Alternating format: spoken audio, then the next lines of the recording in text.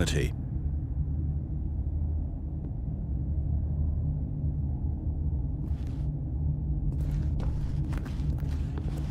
Although this passageway had the word escape written on it, the truth was that at the end of this hall, Stanley would meet his violent death.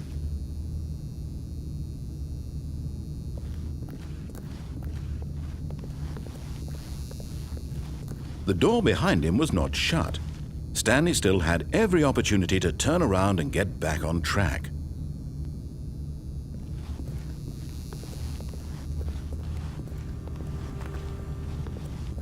At this point, Stanley was making a conscious, concerted effort to walk forward and willingly confront his death.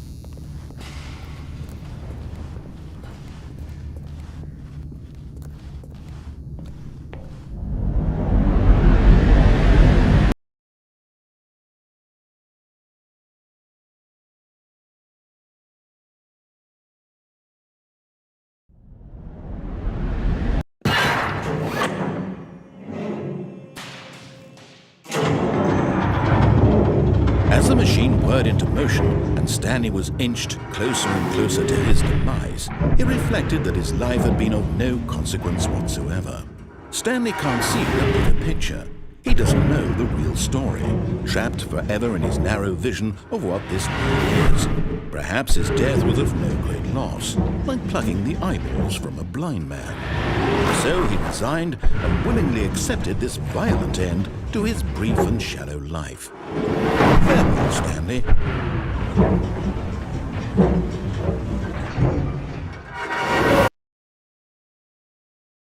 "Farewell, Stanley," cried the narrator, as Stanley was led helplessly into the enormous metal jaws. In a single visceral instant, Stanley was obliterated as the machine crushed every bone in his body, killing him instantly.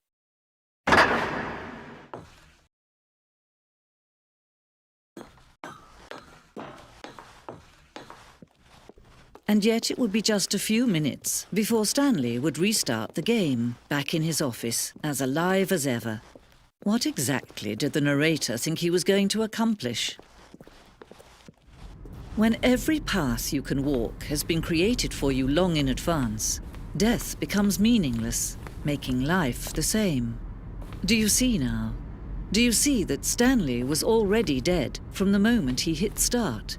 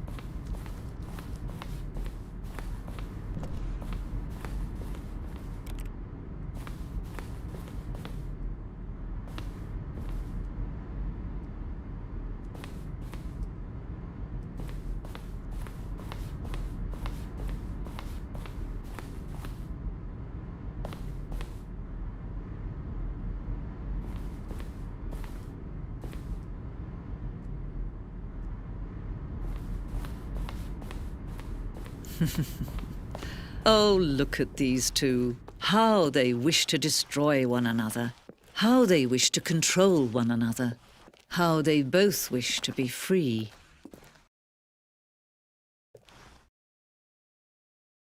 Can you see? Can you see how much they need one another? No, perhaps not. Sometimes these things cannot be seen. But listen to me. You can still save these two. You can stop the program before they both fail. Push escape and press quit. There's no other way to beat this game. As long as you move forward, you'll be walking someone else's path. Stop now. It'll be your only true choice. Whatever you do, choose it. Don't let time choose for you. Don't let time...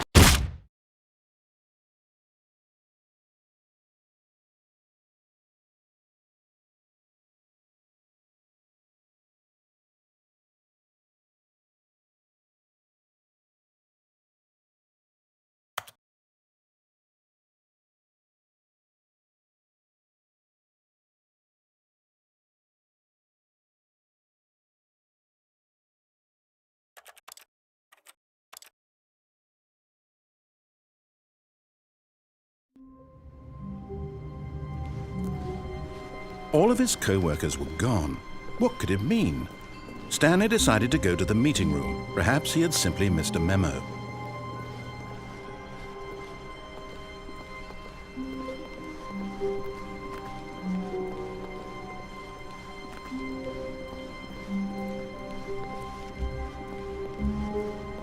When Stanley came to a set of 2 open doors, he entered the door on his left.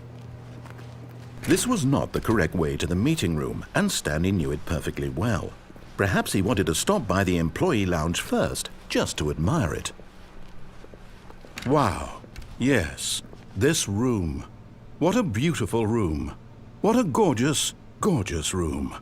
Thank goodness Stanley had taken this detour on his way to the meeting room. Life without having experienced this room was now too horrible even to consider. But eager to get back to business, Stanley took the first open door on his left.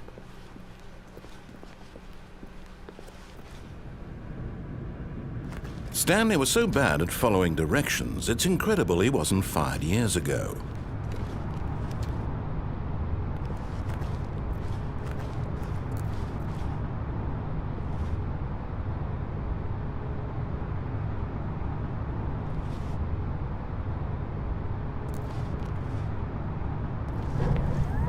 Look, Stanley, I think perhaps we've gotten off on the wrong foot here. I'm not your enemy, really, I'm not. I realize that investing your trust in someone else can be difficult, but the fact is that the story has been about nothing but you all this time. There's someone you've been neglecting, Stanley. Someone you've forgotten about. Please, stop. What? Really? I was in the middle of something. Do you have zero consideration for others? Are you that convinced that I want something bad to happen to you? Why, I don't know how to convince you of this, but I really do want to help you, to show you something beautiful. Look, let me prove it. Let me prove that I'm on your side. Give me a chance. Now listen carefully, this is important. Stanley walked through the red door.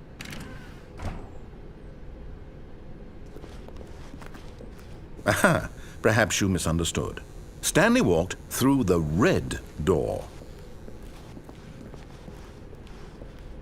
I still don't think we're communicating properly. Stanley walked through the red door. All right, fine, go ahead, Stanley.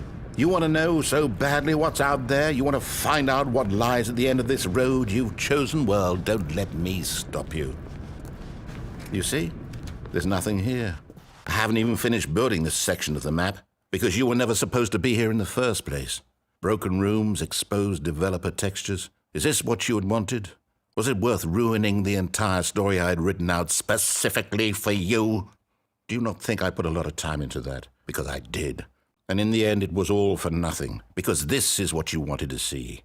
Help me here, Stanley. Help elucidate these strange and unknowable desires of yours. What would have made this game better? What did you want to see? Vehicles? Skill trees? Work with me. You've given me absolutely nothing so far. Tell you what, let me take a stab in the dark at a new design and you can give me some feedback. There we go. A third option. This already feels leaps ahead of where we were before. Go ahead, Stanley. Take it for a spin. Okay, I'm going to stop you there. Now, tell me about your experience with this new version. Would you say that the game benefited from allowing you more choices? Feel free to be honest. I'm looking for some real critical feedback here.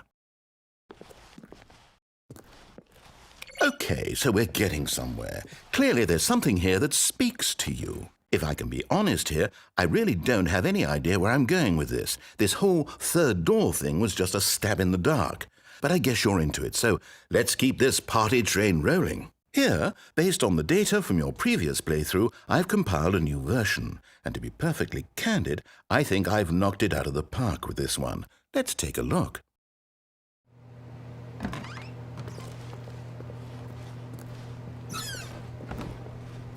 Now, would you say that competitive leaderboard helped you feel motivated to keep walking through doors? Again, honest answers, please.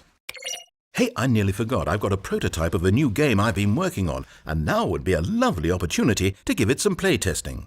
You wouldn't mind taking a look at it, would you? Perfect. Let me boot it up.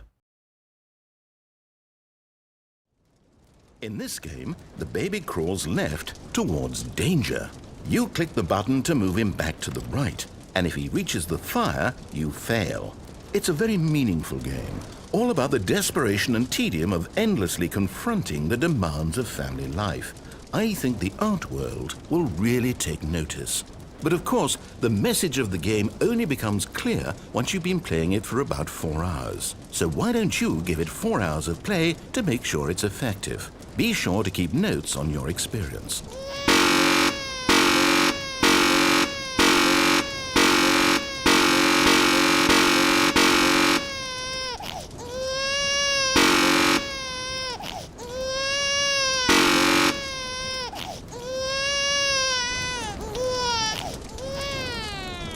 You heartless bastard.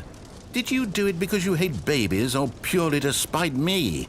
Because if it's the latter, well, I don't know what to do. I'm completely out of ideas. I can't think of a single thing that might improve the experience for me. I'm not even going to try. I'm out, I'm done. It's over. Thank you for playing. Your input was extremely valuable. Oh, hey, since my game was so awful, why don't we play someone else's game, just to ease the pain? Let's see. What do we have here? Yes, this seems like it'll work. Let's give it a shot.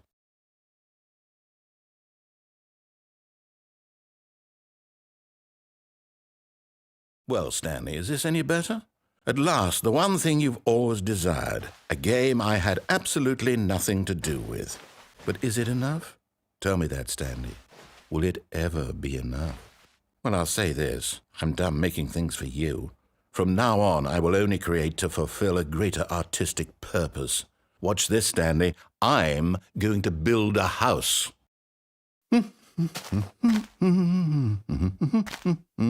This will go here. No, here. And then...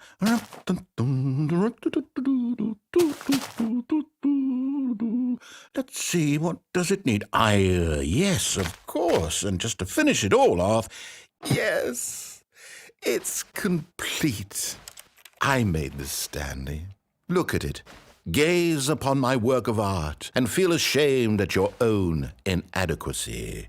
Ah, but you've only seen it from the outside. You've only got